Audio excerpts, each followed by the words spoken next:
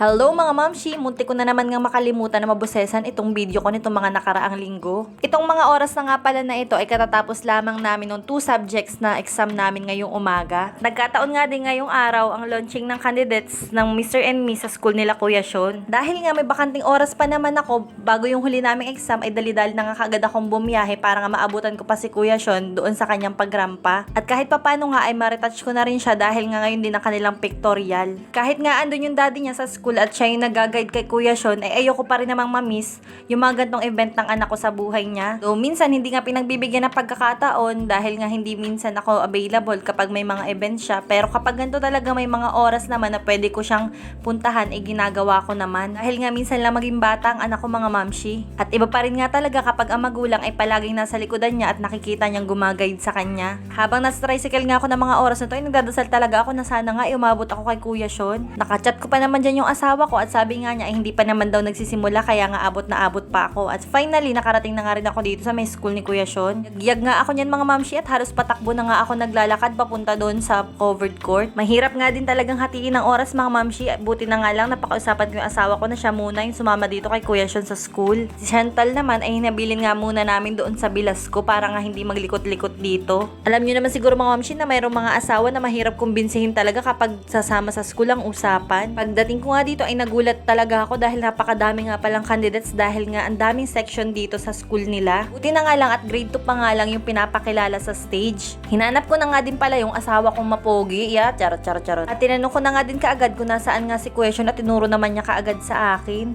Nagulat na nga lang din talaga ako kung bakit siya may towel sa likod. Yun naman pala ay muse yung nakalagay sa damit. Taro, Diyos ko. Alam nyo mga mamshi, minsan gusto ko na rin talagang sampal-sampalin yung sarili ko dahil nga sa ipinangalan ko sa anak ko eh. Siguro talaga kasi kapag may babasa ng pangalan ni Kuya Sean, Shane yung mababasa dahil nga may letter E dun sa Sean ng pangalan niya. Kwento time nga lang tayo muna mga mamshi. Dati pala nung first birthday ni Kuya Sean, alam nyo ba nagpagawa kami ng cake tapos nung kinuha namin yung cake, Hello Kitty yung design. So hindi lang ito yung pagkakataon na napagkamalan siyang babae dahil nga sa pangalan niya. Kaya nga palagi ako sinisisi ng asawa ko kung bakit nga daw ba nilagyan ko pa ng letter E yung Sean sa pangalan niya. So ito na nga mamshi, very proud nga ako dyan dahil tinawag na nga si Kuya Sean na umakyat sa stage at hindi naman nga halata yung muse na nakasulat sa likod niya dahil Diyos ko naman, tingnan nyo naman pagkalaki-laki ng towel. Parang kailan lang talaga itong anak ko na to uhugin pa pero ngayon uhugin pa rin naman. So after nga makarampa na lahat ay nandun na nga yung grade 1 at grade 2 sa pictorial area dahil nga magpipicturan na sila at para nga ewan ko kung saan ba ilalagay, hindi naman siguro itatarpulin pa.